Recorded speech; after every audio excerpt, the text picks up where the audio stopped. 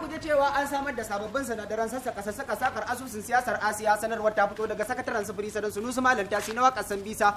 In ko muka leka kasar Kongo kwanan kuma shi nan kwashi kwanan kwangila kwalliya kula da kullum ba su kula kullun kai dai kuna samun labaran daga ni zumbudi kanin kwankwan bihi yayin cililili dan wajen kwalla windo nan gidan kwaraba da daidai gidan narbetu layin calbo mai kayan miya ni ji kan bi ni makyalkyal ji kan da mai dambu. Yan mata barkan ku dai ya himma ya kwazo ya zirga ya fafutuka ya kai komo ya yan bani ya yan barbari duk duniya lafiya haka aka yi to ina wargazo gaisuwa. Malam tambaya miki.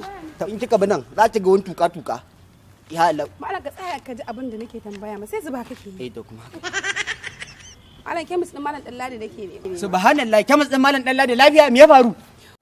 Wallahi kaga kanwata ta ciwon ido nake damun ta. Ciwon ido tsafke na malamin tsafta ya tsabga. Ai in dai larura ce da ta shafi ido. Aka ce miki Dr. Alhaji Abba Kabir dan Zabuwa wayo ƙarya ta kare boriya kai boka fakara ufarkat. Wato bayar Allah inda gani an je kasar India neman maganin ciwon ido ba a samu sauki ba to a zo garin dan Zabuwa ce Dr. Alhaji Abba Kabir dan Zabuwa mai bude idan makaho a ƙarya ta kare boriya kai boka fakara ufarkat.